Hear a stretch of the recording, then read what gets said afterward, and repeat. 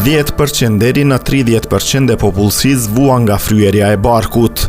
Problemet me tretjen, menstruacionet, kapslëku dhe alergjit ushqimore janë shkaqet më të zakonshme të fryerjes dhe zakonisht janë të përkohshme. Sidoqoftë nëse bëhet kronike, atëherë mund të jetë një shenjë diçkaje më problematike. Në këtë material ne dëshirojmë të tërheqim vëmendjen tuaj për 3 probleme shqetësuese që mund t'ju bëjnë të ndjeheni të fryrë. Nëse fryerja bëhet kronike, ju këshillojmë të shihni një mjek dhe të mos filloni asnjë trajtim vet. Infeksioni i traktit urinar. Një infeksion i traktit urinar, UTI, mund t'ju bëjë të nxitoni shpesh për në banjë.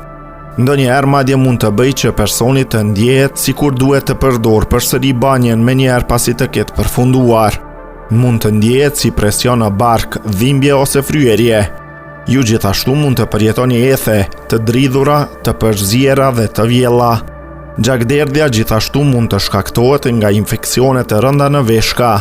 Sëmundje të mëlçisë. Sëmundja e mëlçisë, e cila mund të shkaktohet nga përdorimi i alkoolit, hepatiti C ose kanceri, mund të çojë në grumbullimin e lëngjeve dhe të shkaktojë fryerje. Nëse fryerja është shkaktuar për shkak të një problemi në mëlçi, atëherë ju gjithashtu mund të ndjeheni të lodhur. Ju krijohen shenja lehtë ose mund të sëmurreni me verdhëz. Nëse ky është rasti, duhet të kontaktoni menjëherë një mjek.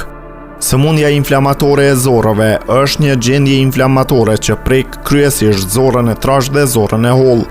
Kjo mund të shkaktojë diarre, dhimbje barku dhe madje edhe fryerje. Hulumtimet kanë treguar që njerëzit me sëmundjen e Kronit kanë më shumë gjasa të jenë intolerant ndaj laktozës. Intoleranca ndaj laktozës mund të shkaktojë formacione gazi, të cilat më pas mund të çojnë në fryerje.